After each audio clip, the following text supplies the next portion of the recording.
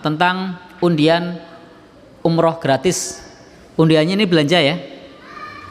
Ya, belanja lalu kemudian dapat kupon undian. Bagaimana ini?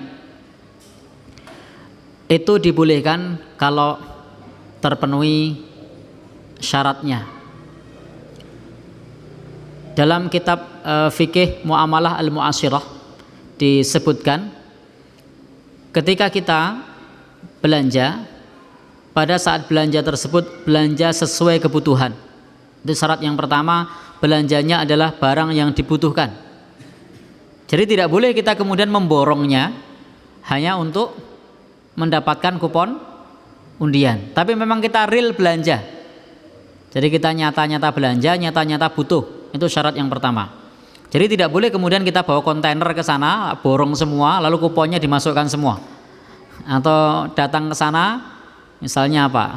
Kopi misalnya. Lalu kopinya diambil semua, ditumpahin semua, cuma diambil kuponnya. Tidak boleh. Jadi syarat pertama adalah belanjanya itu adalah belanja barang yang dibutuhkan dan sesuai kebutuhan, bukan mengejar kupon. Kemudian syarat yang kedua masih menurut kitab fikih Muamalah Al-Mu'asyirah, yakni syaratnya harga barang tidak boleh naik. Jadi harga barang tidak boleh naik. Kalau harga barang pada saat tidak ada undian itu misalnya 100.000, ketika pas undian kok 110.000, nah itu tidak boleh.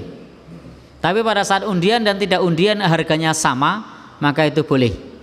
Jadi ketika terkait dengan kupon undian belanja, maka pastikan kita memperhatikan dua hal ini, bahwasanya barang tersebut yang kita beli adalah dibeli sesuai dengan keperluan, sesuai dengan kebutuhan. Karena berapa banyak orang yang mengejar hadiah beli tidak dibutuhkan. Di masa yang lalu saya pernah menemui seorang ibu-ibu, qadarullah, waktu itu saya diminta untuk ngeruqyah gitu kan.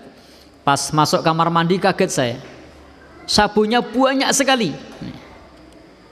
Saya agak lupa merek sabun apa, dan ternyata sabunnya ini dipatah-patah karena pernah sekali dapat uang 100.000, sehingga beli sabun banyak sekali, itu cuma dipatah-patahin di kamar mandinya banyak.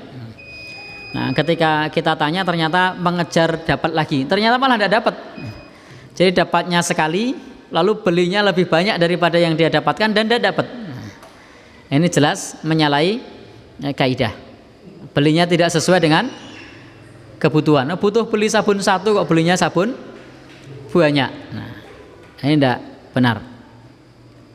Kemudian dua, kalau harganya naik, maka itu sama saja pasang taruhan.